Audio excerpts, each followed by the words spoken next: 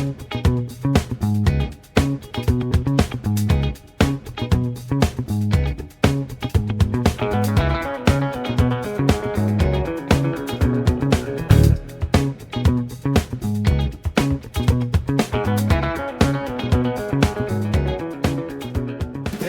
to Occam's Razor, gardening, cooking, and canning. This is going to be our second batch of jam from the bird-shit berry bush. We've had 4 pickings. I think we have enough berries. Let's see how much we have. Almost done here. We got 889 grams of berries. All right, well, I guess first thing we need to do, we need to wash that.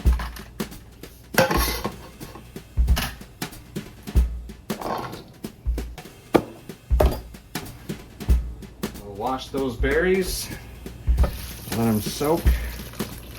Again, these berries have been outdoors, a lot of wind, so you've got some sand grit on that. You want that to sink to the bottom. You want the bugs and leaves to float to the top. Remember, the water that you're using, if it's from the tap, you're not filtering it, well, just know what's in your water coming out of the tap, right? Especially you folks, if you're living in Calgary, starting tomorrow, apparently. You guys got some surprise coming out of your taps then? All right, so I'm just gonna let that sit for a little bit, and we'll be right back. Okay, it's been a couple of minutes. I've picked out the leaves and such. I don't wanna soak these too long. I don't wanna leach all the flavor out of these berries. So I'm gonna get these out of here. Put them in our pot. Drain them.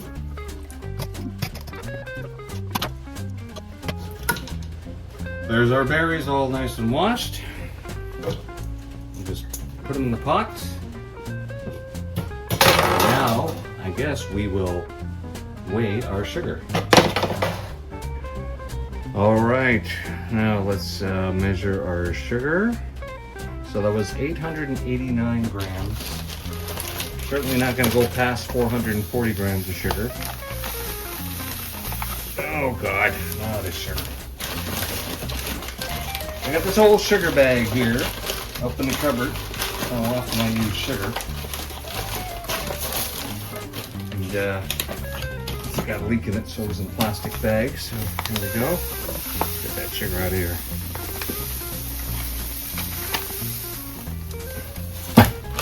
Get the stuff out of the bag. Use this stuff too. Whatever that is, that doesn't belong in there.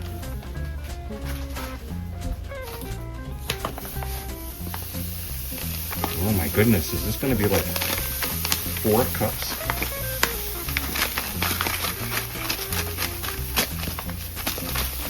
Oh, that's a lot of sugar.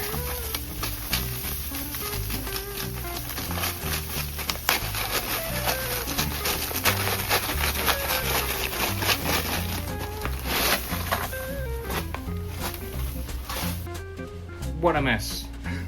I got sugar everywhere. Let me clean that up. All right, that's better. Last thing I wanted was sugar all over the stovetop when I'm just about to make some pasta. I don't like the smell of burnt sugar.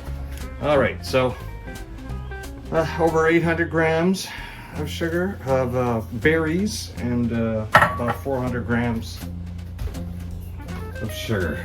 So all we're gonna do, we're gonna toss this with the berries. And we're going to let this masticate overnight. And that should really draw out the flavor and the juices from the berries. And we have a good mixture in here of ripe and unripened. So we've got some good pectin in there as well. All right, so that's what that looks like. And we'll be making that jam tomorrow, where this video will pick up. Like the Blake brothers say on their UFO channel, welcome back. So it's been a day. We soaked our berries from the bird-shit berry bush in sugar. instead of a 1-to-1 ratio, we just did a 1/2-to-1 ratio. We don't need all that extra sugar. And at this point here, there'll be a card in the video. You will see all the other stuff from the first jam video that you should be doing in advance to getting your jars ready. And all we're going to do now is go through and do the same cooking method we just did in the other video, and we will just expedite that part of the video until the jam is ready to go in the jars. And the jars have just finished heating in the oven at 250-ish plus Fahrenheit degrees to disinfect them. So let's give this a go.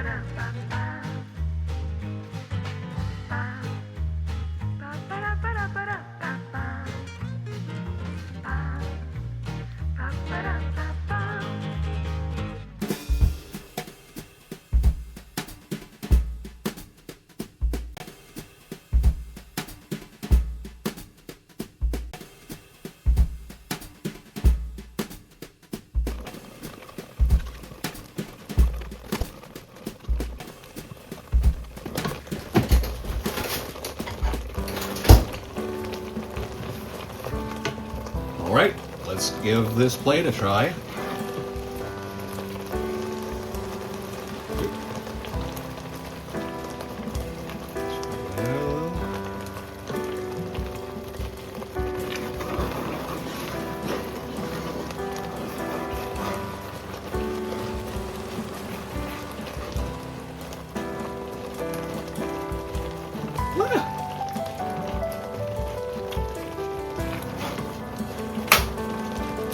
Okay, it's good.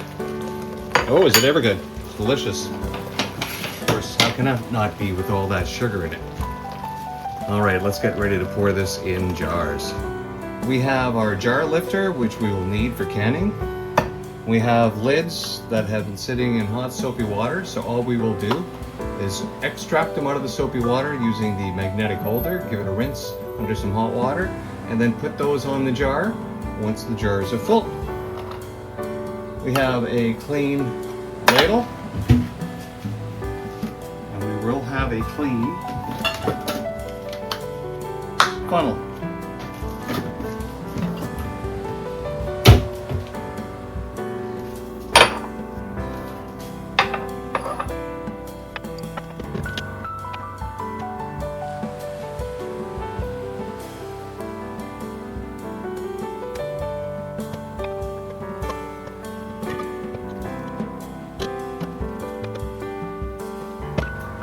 Now, I forgot to mention about the vinegar, which I use. Ooh. Sorry about the jiggly camera. I use the vinegar to clean the lid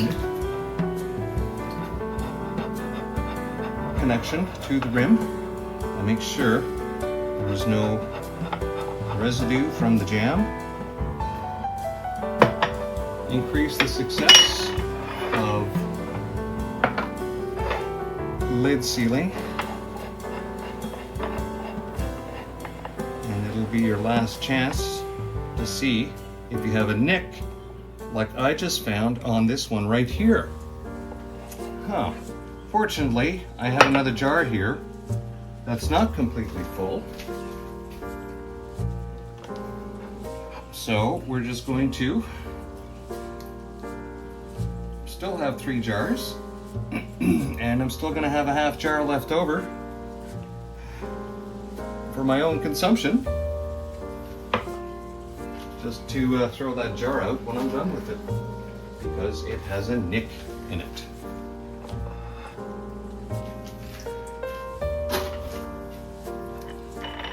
And now we'll clean this one. See, we have a little bit of jam residue.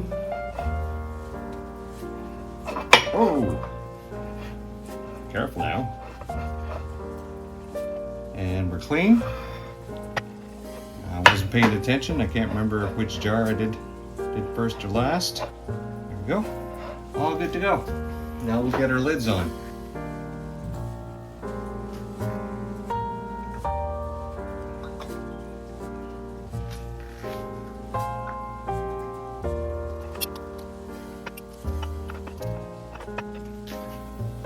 There we are, they're ready for the canner. Make sure that you put your lids on firm but finger tight, so that the lid does seal enough to keep the water from getting in during the canning process, but not so tight that the jar can't breathe if necessary. All right, let's get them in the canner.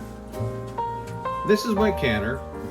Jam only needs to be water bath for 10 minutes. If you want to see the water bath method, I have a brief description in my first canning jam video, which will be again carded right here if you're on YouTube, and if you're on Rumble, all links are in the description below. Now we have some additional hot water in there, and these jars are actually cool enough for me to handle right now with my hands. This isn't always the case. Always be careful when you're doing this stuff. Now we want to make sure we have enough water in here to cover the jars, just like we would if we were doing a water bath on a stove. A lot of people will start their water boiling when they're doing the water bath on the stove, and then just immerse the jars and then do 10 minutes and pop them out. There's all kinds of different little racks that you can just drop them in, or you can do like I showed you in the video where you have a rack in the bottom and just put them in with your can holders. Now the problem with that though is it's not so bad with the jam because the jam is hot, right? So your jar should not crack under the temperature change. Starting off from a warm water bath and bringing it up to hot will ensure that your jars never crack. But that really only happens when I do pickles, never with jam. There we go. Now the jars are just covered up. Our exhaust is on. We're going to turn this on. It's going to cycle through. It's going to do it for 10 minutes and turn itself off. It takes far longer than doing it on the stove, but for me, it's a press and forget. And then we'll show you the jars when they're done. Welcome back to the end product. As I wait for my toast to come up, I always like to do some other things. Completely unrelated to the jam, I'm just decanting some clove tea. I make this up every other day whenever I need to. Always to have some. Usually have it with my meal afterwards. It's always very good. You can use it to rinse out your mouth too. Seeing as it's cloves, they're very simple. Just boil up about 1 clove per cup and let it cool. You can drink it warm, you can drink it cold, doesn't matter. It's delicious. It's very good for you. Now, let's go grab my toast.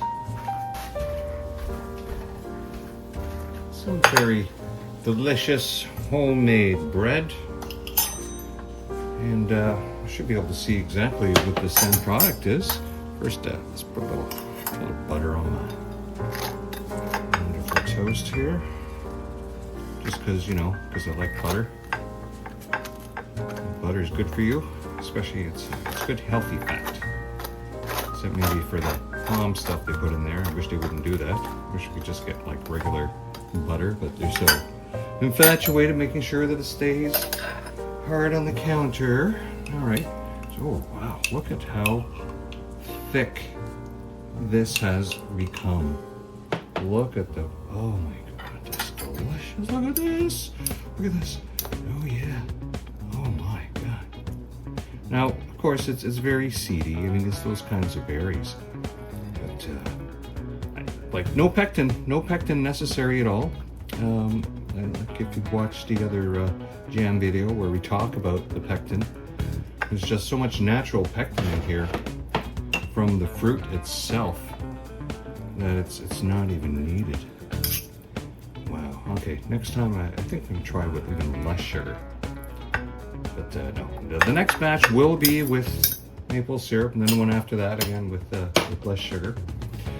This is going to be delicious with a nice cup of black coffee as a reward from some canning well done for the day.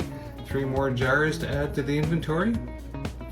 And if you're still watching, by the way, and you watched the original video, I had gotten 3 jars from the first one, and I had moved some stuff around. What happened with one of the jars that didn't pop is that I did not have it sealed firmly enough.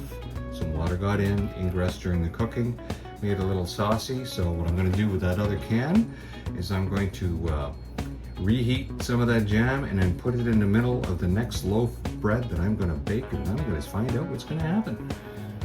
So thanks for hanging out for a second batch of jam. Until we see you next time, bye-bye.